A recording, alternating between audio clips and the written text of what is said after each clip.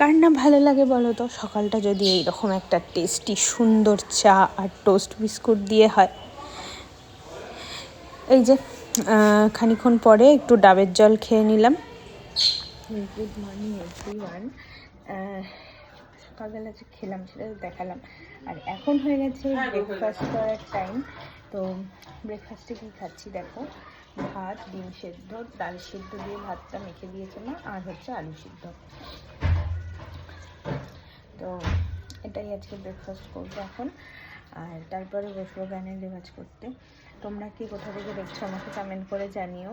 আর তোমরা সবাই কেমন আছো এই ঠান্ডায়? ঠান্ডা পড়েছে কিন্তু ভালোই, তাই না? তো সেটাও আমাকে কিন্তু কমেন্ট করে অবশ্যই জানিও। আর তোমরা কী কোথা থেকে দেখছো সেটা জানালে আমার ভালো লাগবে, আমি জানতে পারবো, তোমাদেরকে ধন্যবাদ জানাতে পারবো। তাহলে চলো ব্রেকফাস্টটা করে নিই। গানের রেওয়াজ করলাম, গানের রেওয়াজ করছিলাম আর কি, সেটা তোমাদের সাথে শেয়ার করলাম একটু। গানের রেওয়াজ করা, আর এখন দেখো কিছু ফল খাবো। আপেল, কলা, মালটা, এই অরেঞ্জ, এটাকে মালটা বলে, আর হচ্ছে স্ট্রবেরি। ফলটা খেয়ে তারপরে যাব স্নান করতে।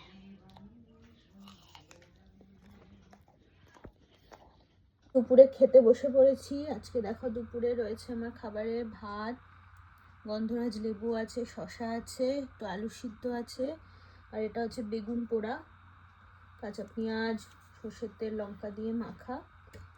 এটা হচ্ছে মুসুর ডাল, বাঁধাকপির তরকারি আছে আলু মটরশুঁটি দিয়ে, আর রুই মাছের ঝোল আলু দিয়ে। আজকে আমার দুপুরের খাবার দাবার এটাই। হ্যাঁ, তো সন্ধেবেলা চা বিস্কুট খেয়েছি, সেটা তোমাদের সাথে শেয়ার করিনি। একটু অন্য একটা কাজ করছিলাম, তোমাদেরকে দেখানো হয়নি। আর আজকে না খুব ঠান্ডা, আমি ওর জন্য জ্যাকেট পরেছি, একটা মোটকা পাড়া একটা জ্যাকেট।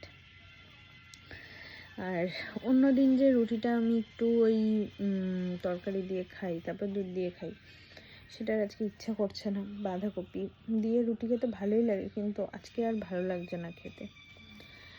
সেই জন্য একবারেই দুটো রুটি আমি দুধ দিয়ে খাবো। এই যে দেখো, দুধ দিয়ে দুটো রুটি, আর পাটালি এর মধ্যে দেওয়া আছে নলেন গুড়। তো এটা খুব টেস্টি লাগে আমার খেতে, আমার খুব ভালো লাগে।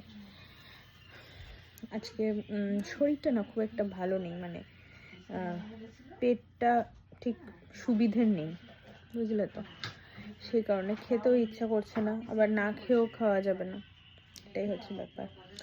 তো চলো এটা খাই, আর ব্যাস আজকে আর কিছু দেখানো নেই, ব্লগটা শেষ করছি এখানে।